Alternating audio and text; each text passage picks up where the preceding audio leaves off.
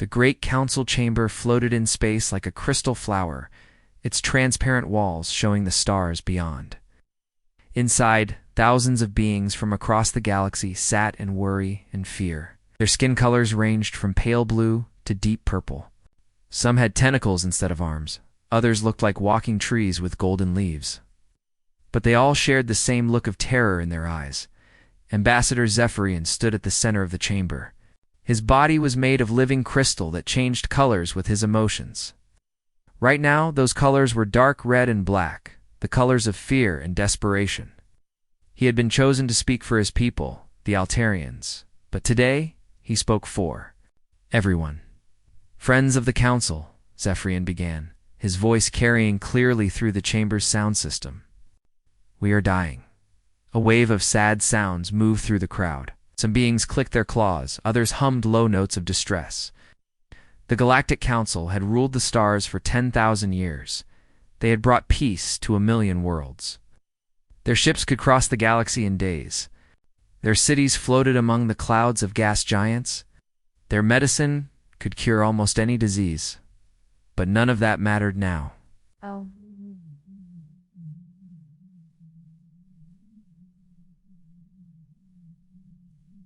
The Void Swarm has taken 19 star systems in the past month, Zephyrian continued. Our fleets cannot stop them. Our weapons cannot hurt them. They eat our ships, our people, our worlds. They turn everything into more of themselves. Counselor Viridian raised one of her many tentacles to speak. She was old, even by her people's standards, and had seen the rise and fall of many civilizations. How many refugees do we have now? She asked. 43 billion, answered General Karras, whose people looked like large insects with silver. Shells, the ships keep coming. We are running out of places to put them all. The chamber fell silent. 43 billion beings, all homeless, all running from something that could not be reasoned with or stopped. The Void Swarm did not want to talk. They did not want to trade or make deals. They wanted only to consume and grow. Zephyrian's crystal. Body flashed with new colors as he called up a holographic display in the center of the chamber. The image showed a sector map of the galaxy's outer rim. Red dots marked the systems that had fallen to the swarm. There were so many red dots now. Look at this, Zephyrian said, pointing to the display. The Altair system. 2 billion people live there. Artists, scientists, children who had never known war. The swarm came, and within 6 hours, there was nothing left. Not even the planets. They consumed the entire system and moved on. A young council member from the Terran colonies stood up. Our people looked almost human, with green skin and large eyes. What about the defense platforms we built around the Vega system? Surely they can hold the line. Karras shook his head sadly. The platforms lasted 12 minutes. The swarm's bioships adapted to our weapons faster than we could fire them. Learned from each shot and became immune to it. Then what can we do? Cried out another council member. If our best defenses cannot stop them, if our most powerful weapons are useless, what hope do we have? Zephyrian's colors shifted to deep blue, the color of determination. There is one possibility. The deep space scanners have detected signals. From the unexplored regions, there are star systems out there that we have never contacted. Worlds that develop differently than ours. You mean primitive worlds? Said Counselor Viridian. What help could they possibly give us? Not primitive, Zephyrian corrected. Different. Our worlds were peaceful. Life was easy for us. We never had to fight for survival. We never learned to be violent because we never needed to be. But what if there are worlds where life was harder? Where species had to fight to survive? The chamber erupted in discussion. Some council members were shocked by the idea. Their civilizations had moved beyond violence thousands of years ago. The thought of seeking help from warlike species seemed wrong to them. But others understood what Zephyrian was suggesting. If the peaceful species of the galaxy could not stop the swarm, perhaps they needed help from species that were not peaceful.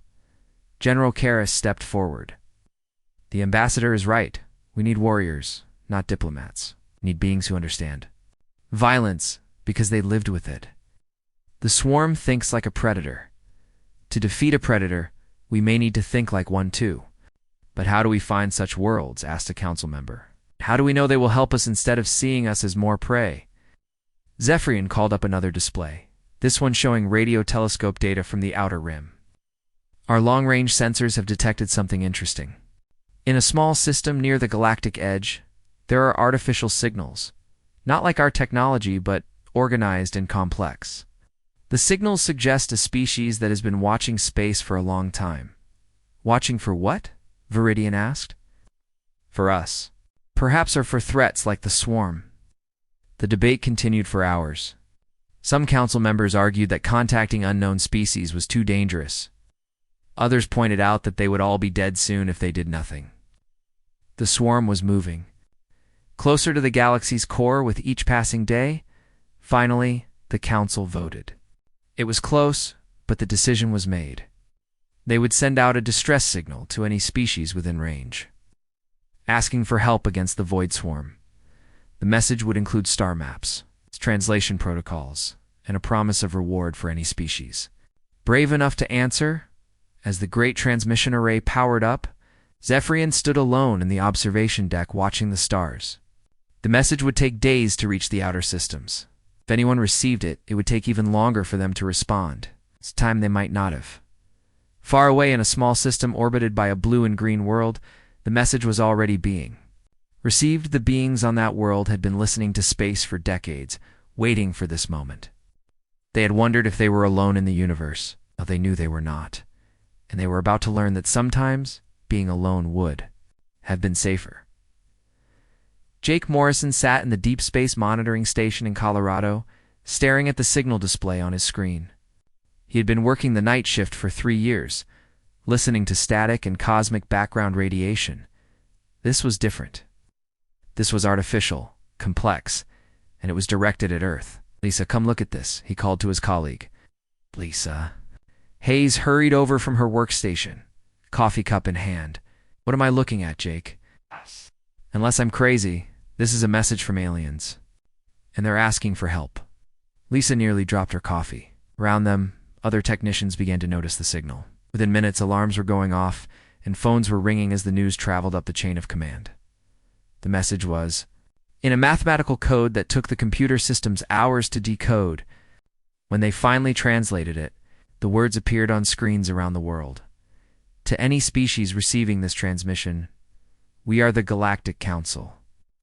Representatives of 400 civilized worlds, we are under attack by an enemy we cannot defeat. If your species has knowledge of warfare, we beg for your assistance. The coordinates for a meeting point are attached. Please, if you can help us, we will be forever in your debt. Jake Morrison leaned back in his chair and looked at Lisa. Well, he said quietly, I guess we're not alone after all. Outside, the sun was rising over Earth, casting long shadows across the mountains. It would be humanity's last sunrise as an unknown species. By the next day, the governments of the world would be meeting to decide whether to answer the call. None of them knew that they were about to discover what it meant to be born on a death world. The Pentagon's Situation Room had seen many crises over the years, but nothing quite like this. General Patricia Young stood at the head of the long table, surrounded by the most powerful people in the American government. Secretary of Defense Robert Clark sat to her right, while CIA Director Amanda Foster reviewed classified files on her tablet. President Helen Carter entered the room at exactly 9 in the morning, her security detail taking positions by the door. Everyone stood until she took her seat at the head of the table. Sit down, everyone, the president said. I've read the preliminary reports, but I want to hear it straight from the source. General Young, what exactly are we dealing with? General Young activated the large screen at the front of the room. The alien message appeared in both its original mathematical form and the English, a translation that had taken 3 days to complete. Madam President, at 0347 hours, 3 days ago, our Deep Space Monitoring Station in Colorado received this transmission. After extensive analysis, we can confirm it is genuine communication from an extraterrestrial source. The room fell silent. Despite all the rumors and speculation over the years, this was humanity's first confirmed contact with intelligent alien life. and they were asking for help in a war. Secretary Clark leaned forward. How do we know this isn't some kind of test? Or worse, a trap to lure us into space where we'd be helpless? Dr. Foster looked up from her tablet. The mathematical complexity of the message is beyond anything we could fake. The star charts they included show stellar positions accurate to levels we've only recently achieved. This is real, Bob. Real or not, Clark continued. We know nothing about these aliens except that they're losing a war. For all we know, they could be the bad guys asking us to help them wipe out the good guys. General Young changed the display to show technical analysis of the alien transmission. Our linguists and computer specialists have been working around the clock to decode more than just the basic message. What they found is interesting. She clicked to the next slide. The transmission includes detailed scans of the enemy there. Fighting. Based on their descriptions, we're looking at a species that consumes other life forms and converts them into more of themselves. They show no interest in communication, negotiation, or coexistence.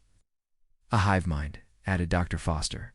Like ants or bees, but on a galactic scale. And apparently much more aggressive. President Carter studied the information on the screen. What about these Galactic Council aliens? What do we know about them? From their transmission patterns and the technology required to reach us across interstellar distances, they appear to be highly advanced, but completely unprepared for warfare, General Young explained. Their entire message reads like a plea from people who have never faced a real enemy before. Which brings us to the big question, Secretary Clark said. Even if we wanted to help, what could we possibly do that their advanced technology cannot? The room was quiet for a moment. Then Dr. Foster spoke up. Maybe that's exactly the point. Maybe their technology isn't the problem. Maybe they are. Everyone turned to look at her. She stood up and walked to the display screen. Think about it. These aliens developed on worlds where life was apparently easy. No major predators, no constant warfare, no struggle for survival. They evolved to be peaceful and cooperative. That's how they built their galactic civilization. She paused, looking around the room, but we didn't evolve that way. Earth tried to kill us every single day for millions of years. Ice ages, volcanoes, plagues, predators, natural disasters. The only reason humans exist is because we learned to fight back against everything that wanted to destroy us. The implications hung in the air. President Carter was the first to speak. You're saying we might actually be useful in a war because we're more violent than they are? Not just more violent, Dr. Foster corrected. More adaptable. Not more willing to take risks. Or comfortable with the idea that sometimes you have to destroy something completely to protect what you care about. General Young nodded. Every human military doctrine is based on the assumption that war is terrible but sometimes necessary. These aliens seem to think war is just a problem to be solved with better technology. Secretary Clark was still skeptical. Even if that's true, we're talking about interstellar warfare. Ships, weapons, and tactics beyond anything we have. How do we even get there, let alone fight? They've provided coordinates for a meeting point, General Young said. And they've included basic technical specifications for faster than light. Communication. If they can send us messages across the galaxy, they probably have a way to get us there. President Carter stood up and walked to the window overlooking the Potomac River. For several minutes, she stared out at the water, thinking. Finally, she turned back to the room. If we do this, we're committing to something we can't take back. Once we make contact, Earth will never be the same. We'll be part of a galactic community, for better or worse. And if we don't do this, General Young said quietly, and these aliens lose their war, we might be next. This void swarm doesn't sound like the type to stop expanding just because they've conquered one part of the galaxy.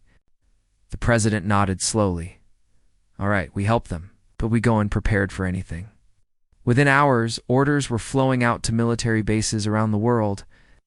The best soldiers, pilots, and naval officers were quietly reassigned to a new, classified project. Colonel Marcus Stone found himself pulled from his command in Afghanistan and flown to a secret facility in Nevada. The facility was unlike anything Colonel Stone had ever seen. Scientists worked alongside military engineers to understand alien technology that had been transmitted along with the distress call. In one hangar, technicians were building humanity's first interstellar spacecraft, using a combination of human engineering and alien science. Colonel Stone, General Young, greeted him as he entered what appeared to be a mission briefing room. "Thank you for coming." "Didn't know I had a choice, General," Stone replied with a slight smile. "You don't, but I appreciate the good attitude. Take a seat, and let me explain why you're here." Stone sat down and listened as General Young outlined the most incredible mission briefing in human history. Aliens were real. They were losing a war, and humanity was going to help them fight it. "Why me?" Stone asked when she finished. "Because you're one of the few people who won't hesitate when the shooting starts. These aliens have been fighting this war for months and losing every battle. They need someone who understands that sometimes you have to be willing to do terrible things to protect innocent people." Over the next 2 weeks, Stone assembled his team. Sergeant Kevin Miller came from the Marines, a veteran of 3 combat tours who never backed down from a fight. Lieutenant Sophie Adams was pulled from Special Forces, known for her ability to think quickly under pressure. Commander Ryan Bell brought his SEAL team, including petty officers like Danny Brooks and Tony Martinez, who had seen action in every major conflict of the past decade. Major Chris Taylor led a squadron of Air Force pilots, while Captain Nicole Ward commanded a group of Navy aviators. The spacecraft they would travel in was a marvel of human and alien engineering. Captain Jake Morrison, formerly of the Navy, was chosen to command it. His navigator would be Alina Rodriguez, a former NASA mission specialist who understood both human and alien star charts. "This is either the greatest adventure in human history," Morrison said as he walked through the ship for the first time, "or the biggest mistake we've ever made." Dr. Foster, who had been chosen to accompany the mission as the team's expert on alien biology, overheard him. "Probably both," she said. "But we're doing it anyway." The ship was ready in 3 weeks, a record that would have been impossible without the alien technical specifications. As the crew made final preparations, word came from the Deep Space Monitoring Station. The aliens had sent another message. The Void Swarm had accelerated their advance. 3 more star systems had fallen in the past week. The aliens were running out of time. Colonel Stone stood in the ship's briefing room, addressing his soldiers for the last time on Earth. "I won't lie to you. We don't know what we're flying into. We don't know if our weapons will work, if our tactics will be effective, or if we'll ever see home again." He looked around the room at the faces of America's finest warriors. "But we do know that someone asked for help, and that's not something we walk away from. We're going to show these aliens what humans do when someone threatens innocent people." The ship launched that night, disappearing into hyperspace with a flash of light that was visible from 3 states away. Behind them, Earth continued to turn, unaware that its children were about to fight in humanity's first interstellar war in the depths of space. Something vast and hungry continued its advance toward the galaxy's heart, consuming everything in its path. It had never encountered a species like humanity before. It was about to learn what a mistake that was. The ESV Guardian dropped out of hyperspace with a flash of blue light. Captain Jake Morrison gripped his command chair as the ship's systems adjusted to normal space. Around him, his bridge crew worked quickly to assess their surroundings. "Navigation confirms we're at the correct coordinates," reported Alina Rodriguez from her station. "But I'm reading multiple large objects on sensors." "Put it on the main screen," Morrison ordered. The view screen filled with an impossible sight. Dozens of alien ships floated in formation around a massive space station. The vessels were unlike anything human engineers had ever imagined. Some appeared to be grown rather than built, with smooth organic curves and surfaces that pulsed with soft light. Others looked like crystal formations that had somehow learned to fly through space. "My God," whispered Lieutenant Sophie Adams from her position at the tactical station. "They're beautiful. They're also pointing weapons at us," added Sergeant Kevin Miller, studying the defensive positions the alien fleet had taken. Before Morrison could respond, the communications console chirped with an incoming transmission. The voice that came through the speakers was melodic. It's almost like singing, but the universal translator turned it into English. "Unknown vessel, you have responded to our call for aid. I am Ambassador Zephyrian of the Altarian Republic. We welcome You to the Sanctuary Fleet. Morrison activated the communications system. Ambassador Zephyrian, this is Captain Jake Morrison of Earth. We received your distress call and came as quickly as we could. There was a pause before Zephyrian responded, and when he did, there was wonder in his translated voice.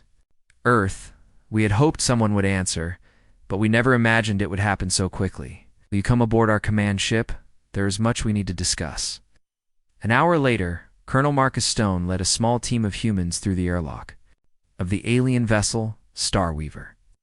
The ship's interior was as strange as its exterior, with walls that seemed alive and corridors that curved in ways that made no geometric sense. Dr. Amanda Foster carried a portable scanner, taking readings of everything. Around them, the entire ship appears to be partially biological, she whispered to Stone, like they grew it instead of building it. Commander Ryan Bell kept his hand near his sidearm, his SEAL training making him automatically assess every potential threat. Stay alert, he murmured to his team. We don't know what we're walking into. They were led to a large chamber where Ambassador Zephyrian waited with several other aliens. The ambassador was the crystal being they had spoken with, his transparent body shifting through colors that their briefing materials suggested indicated emotional states. Next to him stood Counselor Viridian, whose tentacled form reminded the humans of an octopus, and General Karis, who looked like a large insect with silver armor.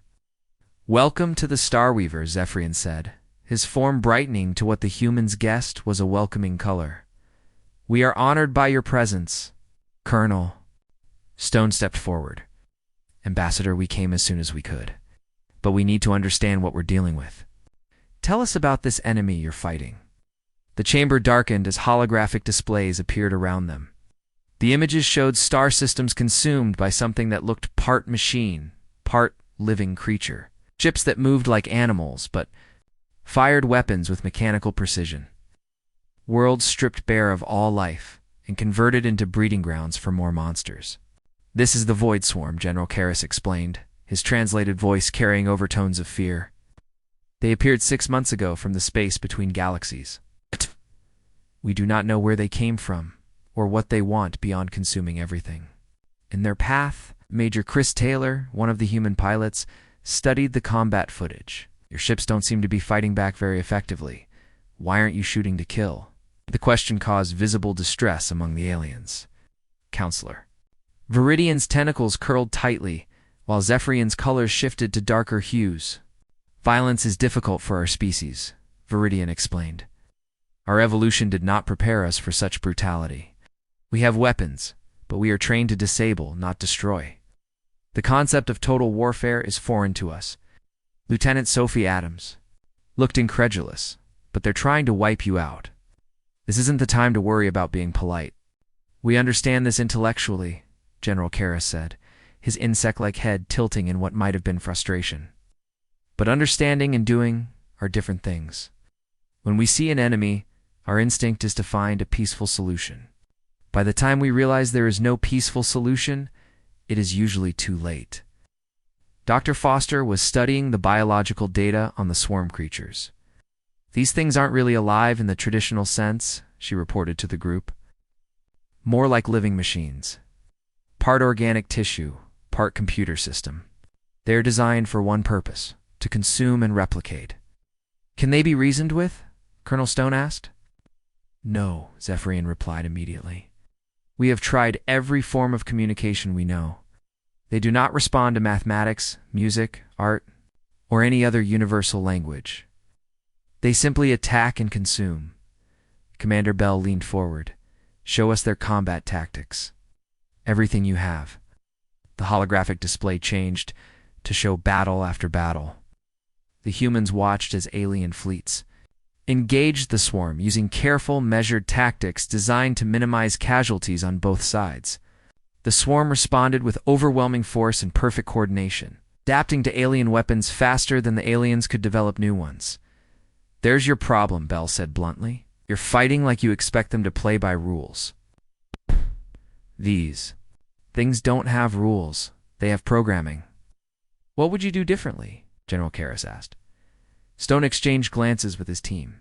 We'd stop trying to fight them like civilized beings and start treating them like the plague they are. You don't negotiate with a virus, you kill it. The aliens recoiled at his words, but Zephyrian's colors shifted to what the humans were learning, indicated deep thought. Your species, the ambassador said slowly, you have experience with warfare?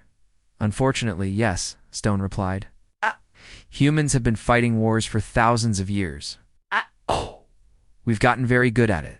Dr. Foster pulled up her scanner readings. Your people evolved on worlds where life was relatively easy. Stable climates, few predators, abundant resources. Earth was different. Our planet tried to kill us every day for millions of years. Ice ages, volcanic eruptions, asteroid impacts, diseases, predators. The only reason humans survived was because we learned to fight back against everything. You are warriors by nature, Viridian observed. We're survivors, Colonel Stone corrected. Sometimes that means fighting. Sometimes it means being willing to do things that peaceful people can't or won't do. Captain Morrison, who had been quietly observing the conversation, spoke up, Ambassador. How long do we have before the swarm reaches your core worlds? Zephyrian's colors darkened. At their current rate of advance, perhaps 3 weeks, maybe less. Then we need to see them in action, Stone said. Is there somewhere we can observe a battle without getting caught in it? General Karras activated. A new display showing current swarm positions. There is a mining colony in the Kepler 442 system. The swarm reached it yesterday. We have a small defense fleet trying to evacuate the civilians. Take us there, Stone ordered. The journey to Kepler 442 took 6 hours, with the human ship following the alien fleet through hyperspace.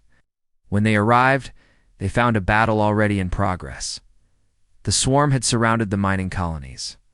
3 stations, cutting off escape routes, while their bioships attacked the defending alien vessels. The human crew watched from the Guardian's bridge as the aliens fought with careful precision, trying to disable swarm ships rather than destroy them. They're still pulling their punches, Major Taylor observed. Oh. Even now, they're trying not to kill. And it's getting them slaughtered, Captain Nicole Ward added, watching as another alien ship was overwhelmed by swarm. Attackers. Colonel Stone made a decision that would change the course of the war. Captain Morrison, take us into the battle. All weapons free. Sir, we don't know if our weapons will even work against these things, Morrison warned. Then we're about to find out. The Guardian accelerated toward the battle, its human crew preparing for their first taste of interstellar combat. Behind them, the alien fleet watched in amazement as the small human ship dove directly into the swarm of enemy vessels. What are they doing? Counselor Viridian asked from the bridge of the Starweaver. That's suicide, Ambassador Zephyrian watched. The tactical display as the human ship engaged the first swarm vessels. No, he said, his colors shifting to something the aliens had never seen before, hope mixed with fear. I think that's how Deathworlders fight. The Guardian's first salvo of missiles struck a swarm bioship dead center. Instead of the careful, measured shots the aliens used, the humans had fired everything they had. The enemy vessel exploded in a brilliant flash, its biological components unable to adapt quickly enough to counter the sheer destructive force. Target destroyed, reported Lieutenant Adams from the weapons console, moving to engage the next one. On the alien command ships, thousands of beings watched their screens in shock. In 30 seconds, the humans had done what the alien fleets had been unable to accomplish in 6 months of fighting. They had killed a swarm ship. The Guardian swept through the battle zone like a predator among sheep. Captain Jake Morrison watched the tactical display as his ship engaged, swarm vessel after swarm vessel, each enemy destroyed in brilliant explosions that lit up the darkness of space. Another one down, reported Lieutenant Sophie Adams from her weapons station. That makes 6 confirmed kills in the past 10 minutes. Around them, the alien defense fleet struggled to process what they were seeing. The small human ship was doing in minutes what their entire force had failed to accomplish in hours of careful endures. Measured combat. On the bridge of the Starweaver, Ambassador Zephyrian stood frozen, his crystal body cycling through colors so rapidly that the other aliens could barely follow his emotional state. Counselor Viridian moved closer to him, her tentacles trembling with excitement and fear. "They are destroying the swarm ships completely," she whispered. "Not disabling them, not trying to capture them, just eliminating them." General Karras watched the tactical readouts with the trained eye of a military commander. Their weapons are not significantly more powerful than ours, but their targeting philosophy is completely different. They aim for maximum damage, not minimum casualties. "Should we assist them?" asked the communications officer. Karras shook his head. "I think we would only get in their way. Watch and learn." Back on the Guardian, Colonel Marcus Stone stood behind Captain Morrison's chair, studying the enemy formations. The swarm ships moved with perfect coordination, like cells in a larger organism. But that coordination was also their weakness. "They're adapting to our weapons," reported Dr. Amanda Foster from her science station. "Each ship we hit is transmitting data to the others. They're learning our attack patterns." "Then we change the patterns," Stone said simply. "Morrison, pull back and let me deploy my ground team." "Ground team?" Morrison looked confused. "Sir, this is a space battle. Not anymore. Adams, target the largest swarm ship, but don't destroy it. I want it disabled and ready for boarding." The Guardian's next attack was surgical rather than destructive. Missiles struck the swarm vessel's weapon systems and engines, leaving it drifting helplessly in space. Within minutes, a human assault shuttle launched from the Guardian's bay, carrying Colonel Stone and his team directly toward the enemy ship. "This is insane," muttered Commander Ryan Bell as their shuttle approached the alien vessel. "We don't know anything about the internal layout of these ships." "We know enough," Stone replied, checking his assault rifle one final time. Dr. Foster's scans show they're partially biological. That means they need life support systems, power distribution, and a command center. Standard assault tactics apply." Shuttle's cutting laser burned through the swarm ship's hull in seconds. Stone led his team through the breach into corridors that pulsed with organic light. The air was thick and humid, like breathing inside a living creature. Sergeant Kevin Miller took point, his rifle ready as they moved deeper into the ship. "This place gives me the creeps," he muttered. "It's like we're inside some giant animal."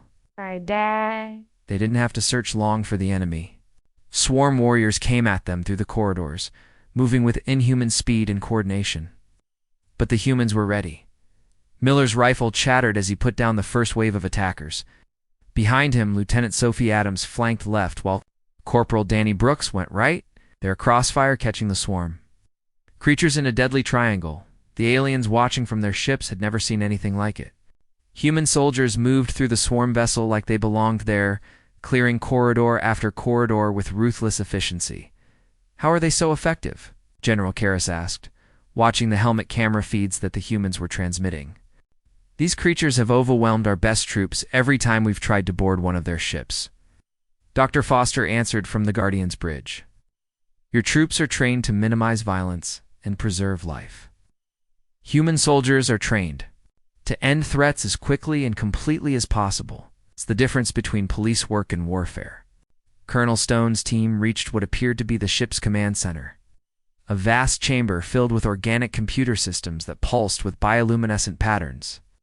At the center sat a creature that was more machine than animal, connected to the ship's systems by dozens of tubes and wires. "That's their command node," Stone said into his radio. "Take it out."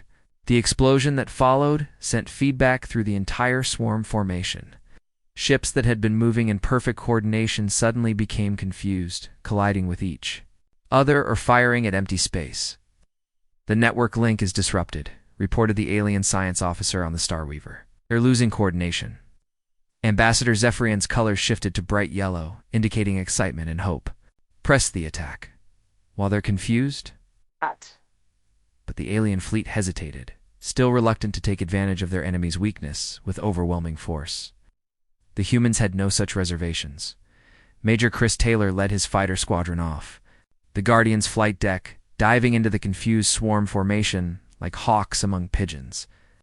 His pilots flew with the same aggressive instinct that had carried Stone's ground team through the enemy ship. "Fox 2! Fox 2!" Taylor called out as his missiles struck home.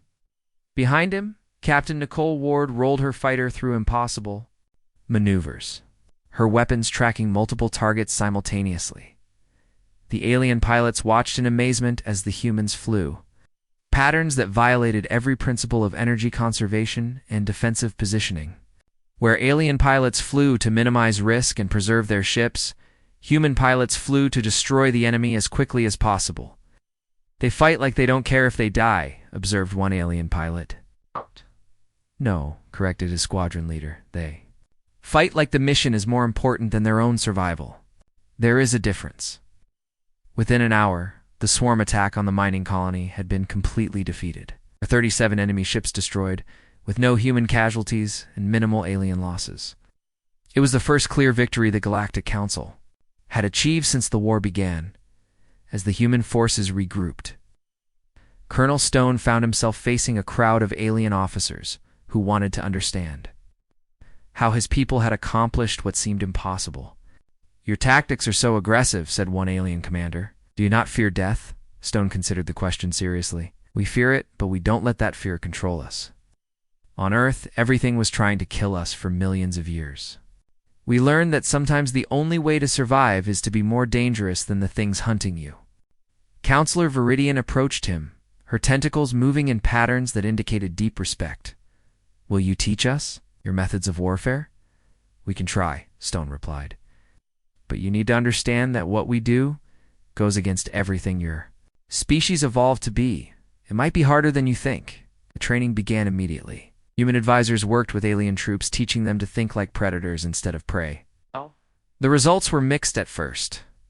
Many aliens simply could not overcome millions of years of evolutionary programming that told them to avoid violence whenever possible, but some began to understand.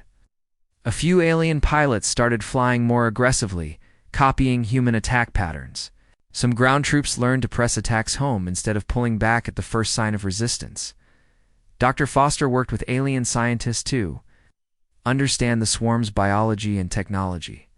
What she discovered was both fascinating and terrifying.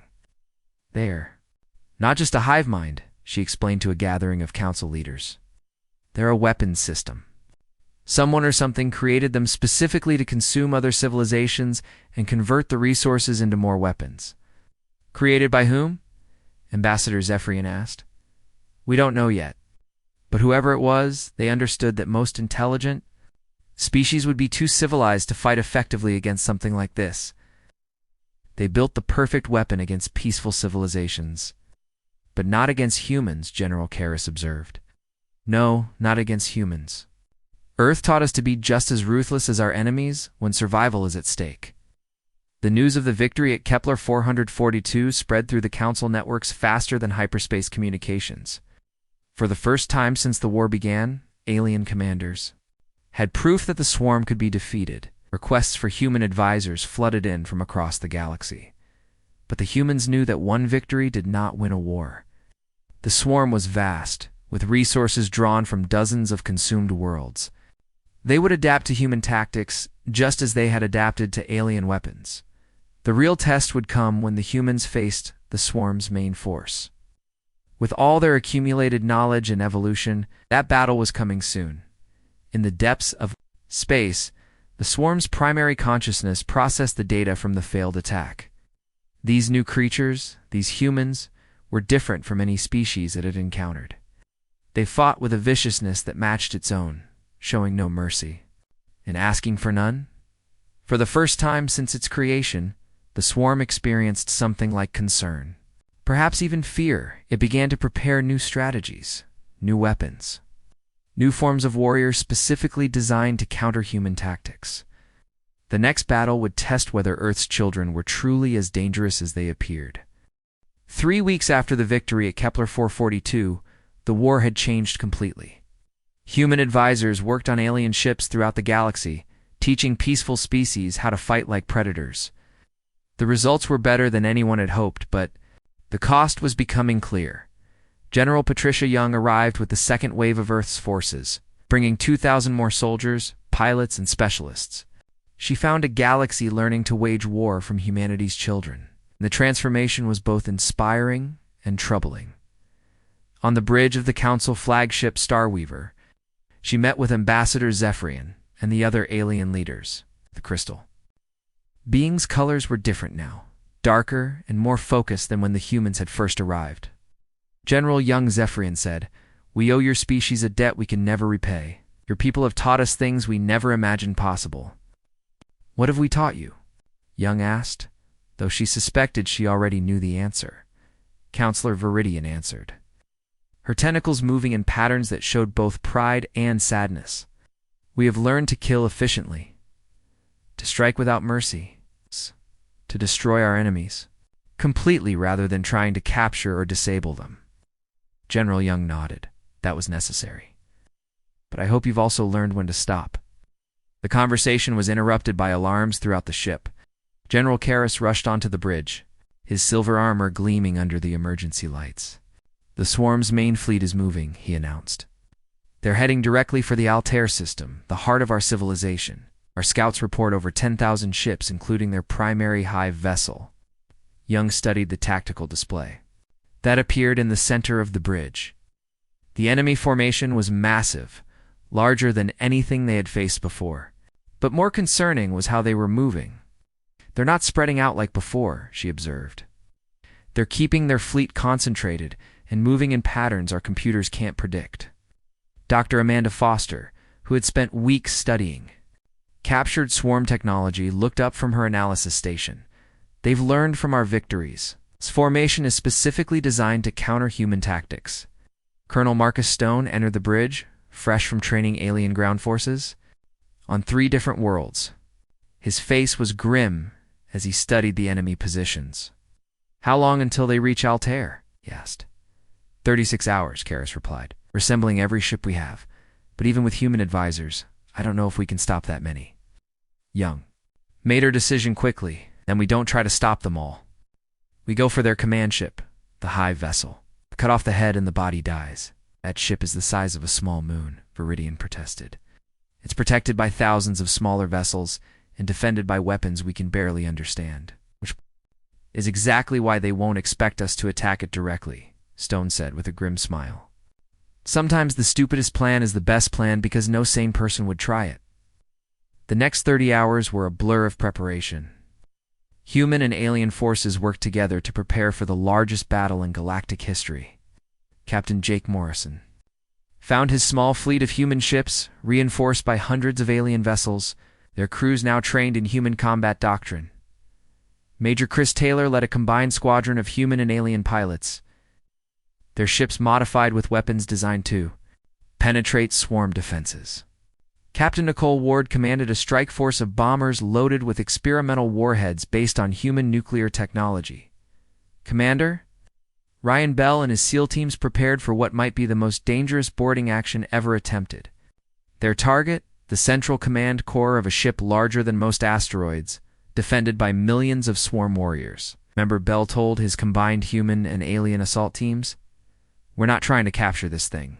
We're trying to destroy it from the inside. Get in, plant the charges, get out. Anyone who tries to be a hero gets left behind." The battle began when the swarm fleet reached the outer edge of the Altair system. The Council forces met them in a formation that would have been impossible weeks earlier. Alien ships flying in aggressive attack patterns copied from human military doctrine, but the swarm was ready for them. Enemy ships moved in ways that countered every human tactic. Their formations designed to neutralize the aggressive strategies that had brought the Council so many victories. "They've adapted faster than we expected," reported Elena Rodriguez from the Guardian's navigation station. "Our standard attack patterns aren't working." Captain Morrison watched as several Council ships were destroyed in the opening minutes of the battle. "Then we stop using standard patterns. All ships, this is Guardian Actual. Forget everything we taught you about formation flying. Fight like individuals, not units." The change was immediate and dramatic. Human pilots began flying in completely random patterns, each one making decisions based on instinct rather than doctrine. The alien pilots who had trained with humans followed suit, abandoning their careful formations for chaotic individual attacks. The swarm's coordination algorithms couldn't adapt to complete randomness. Their perfect formations began to break apart as they tried to counter attacks that followed no logical pattern. "Now," Young ordered, All strike forces, target the hive ship. The assault on the swarm's command vessel was unlike anything seen in the war so far.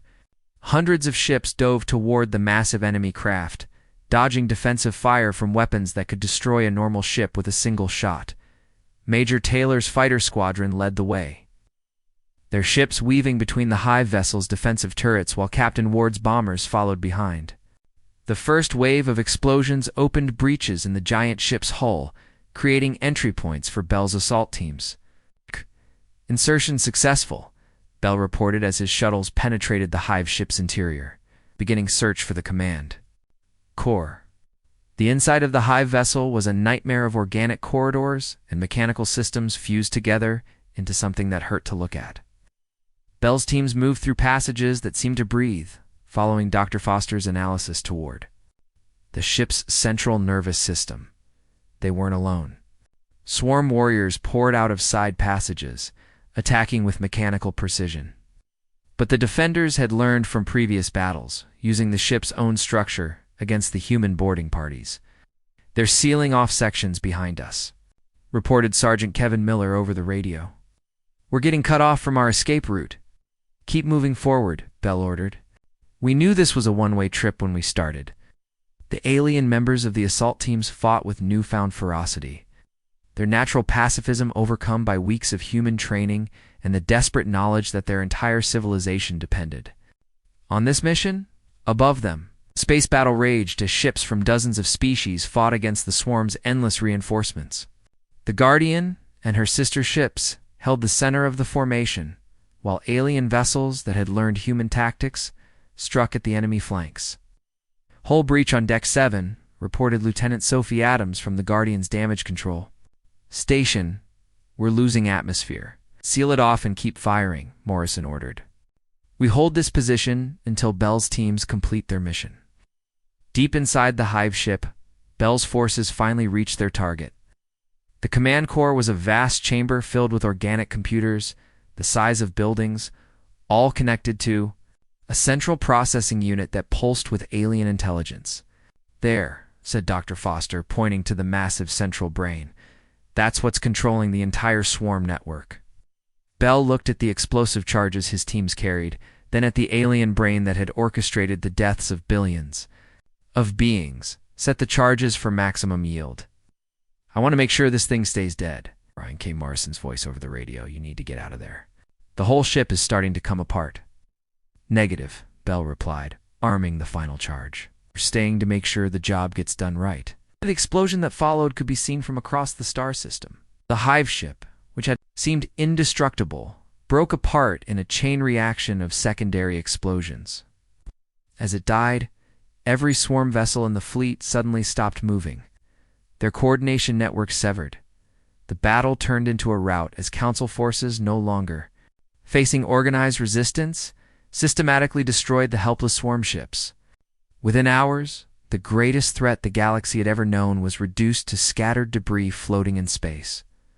On the bridge of the Starweaver, Ambassador Zephyrian stood before a crowd of alien officers, his crystal form cycling through colors of joy, relief, and sadness. "The war is over," he announced. "The swarm has been defeated." Celebration that followed lasted for days, but it was tempered by the knowledge of what the victory had cost. Thousands of beings had died in the final battle, including Commander Bell and his entire assault team. General Young stood in the council chambers as the various species formally thanked humanity for their role in the war. But her thoughts were on the friends and soldiers who would never see Earth again. "You saved us all," Zephyrian said to her after the ceremony. "Your people taught us that sometimes, to preserve peace, one must be willing to wage war." Young nodded. "Just remember that lesson when the next crisis comes. The galaxy is a dangerous place, and you can't always count on having Deathworlders around to save you."